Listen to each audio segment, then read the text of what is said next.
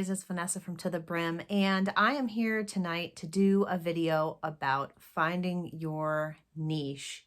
I took a small business mentorship last summer and I learned a little bit about this, but I decided to look into it more when it comes to having a small business.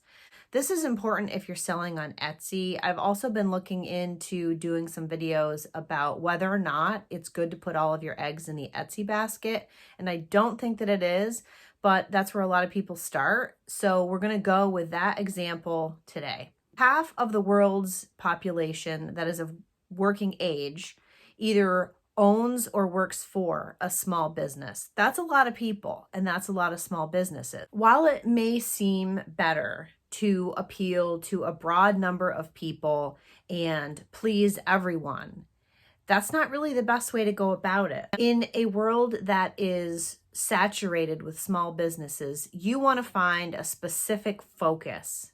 And so if you're starting a candle business, that's not specific enough. You can't just sell candles on Etsy, let's say, and expect that you are going to stand out from anyone else. A niche goes hand in hand with having a successful business. Without a niche, you have thousands and thousands of competitors. Let's just say if you are just selling candles, you're up against so many people. Just do a search on Etsy and it's thousands and thousands of people. If you're selling a specific type of candle, then that narrows it down. Instead of being one of 1,000 people where you get lost in the crowd, you may be one of 100 people. And so that's the size of a conference room. People might notice you then. You can narrow it down even more. There are people that do nostalgia candles. I made a little list here. I looked on Etsy. It didn't take long to find a good array of different niche categories for people who have candle businesses on Etsy. Political candles, candles with crystals, candles shaped like something, candles with a cause, fancy candles, nostalgia candles. So those are things that smell like memories from childhood, or there are people that their candle line revolves around places. Farmhouse candles, so they have a certain look and they tend to have more rustic scents. Wine enthusiasts, they found people that sold candles out of wine bottles that were cut into candle jars, and they are wine scented candles. Relaxation, so you have people that are honing in on the whole self-care relaxation movement. Sarcastic candles. There's a whole line that I found that was absolutely hilarious. Just every scent was ridiculous with a hilarious name and sarcasm on every label. Artisan and beeswax. That's just an example of some of the niche groups that I found on Etsy. That's specific. Those are specific and more narrow than just candles, and which is broad, having a candle business is broad, whereas selling political candles is a small little slice of that pie.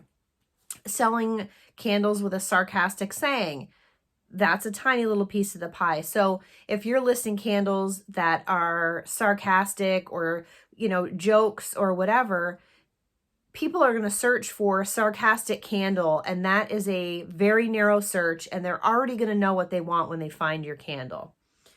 So the other thing is, you want to have online visibility. You want to appeal to people who are looking to buy what you're selling. That's why it helps to have a very narrow niche, so that if somebody, let's say you make customizable wedding candles where people can buy the candles, they can be whatever color this person wants, whatever scent this person wants, and the labels can be customized. That could be your niche, is wedding party candles or wedding favor candles or candles for tables at weddings. Offer free customization because it doesn't cost you anything to make the label say whatever the person wants. So why charge for it? And that's going to set you apart from anyone else.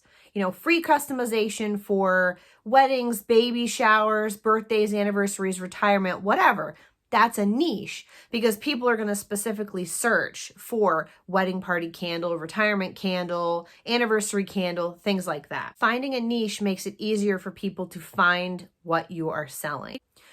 Without a niche, you're going up against thousands of established businesses who already have return customers and already have everything figured out, and they know how to get and keep more customers and promote their items and pick their price point, and they already know the tricks to having a successful business. You're fighting for the same customers that person has already been selling to. So what you want to do is find a specific group and focus your business on that group. Here's an example. My niche is handmade pottery, and because of where I live and the seasonal tourism, we have leaf peepers in the fall, we have skiers in the winter. It is a very touristy kind of area, and we live near a downtown that is in the process of rejuvenating. And I may open a storefront right in the downtown area within the next year. So it's important to me that I keep in mind what kind of people are going to be coming through my store and what are they going to be looking for. My goal is to sell handmade pottery and luxury soy candles. So I'm not looking to sell a cheesecake candle or a pumpkin spice candle or a plain Jane scented candle. I'm looking to sell very high-end, complex fragrances with unique names and fragrance notes in nice packaging that is elegant. So that's my niche. And I'm focusing on people who want a candle that's going to make them feel something. Not a Yankee Candle situation where people can just walk in and there's hundreds of scents. The bottom line is that this ties into the look of your item, the packaging of your item, the pictures of your items, the font, everything. The whole aesthetic also ties into your niche. Take some time, think about what your image is and who are you wanting to sell to. I just want to sell to anybody, right? But think about it. Now, see, here's the thing. I don't have a business background. I have a degree in sociology. I have a degree in nursing. I have a degree in education. I don't have a degree in business. So I'm learning as I go. And a lot of this is about doing research and doing market analysis and trying to figure out what part of a saturated market is the least saturated. And so if I look at my downtown area, there isn't a store right now that sells handmade goods, and I would also sell some baked goods and have live entertainment come every once in a while. So that's what I'm looking for because our downtown needs that. Whether you're going to open an actual brick and mortar store or not, you want your customers to have the same kind of experience and to get a feel for who you are and what your brand is. So you want to make yourself stand apart. I registered my business in July. Here we are 6 or 7 months later, and I'm still figuring things out. I haven't really fully stocked Etsy or finished my own website yet. It takes time. But in that process, it's important for me to figure out what is my niche. With my pottery, I make mugs. With my candles, over just the last month, I've really started to figure out what my aesthetic is and what kind of scents that I want to sell. And a lot of that has to do with scents that I feel are complex and sophisticated and higher end and luxury type scents versus generic type scents. And there's nothing wrong with selling generic type scents because they're widely accepted. However, everybody makes them. There are people who have 30 different scents on their Etsy listing, and that's not as niche as formulating your own scent, which is a whole other thing that we'll get into in more detail. But if you blend your own scents, let's say every candle that you make, and yeah, this takes a lot of testing and time, but it's worth it. Your niche could be creating unique scent blends. You're the only one that makes them. So if you get a customer who buys a candle from you and absolutely loves it, they can't just go somewhere else and get another one. They have to come back to you.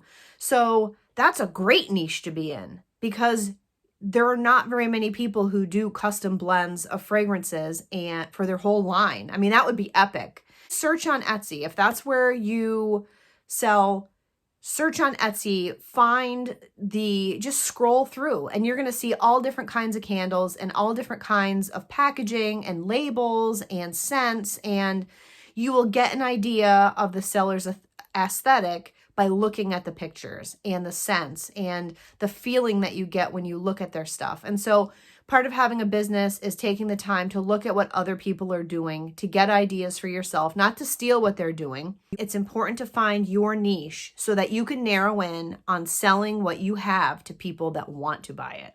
I hope that this was helpful. Give it a like and think about subscribing, and I will be back with some more videos soon.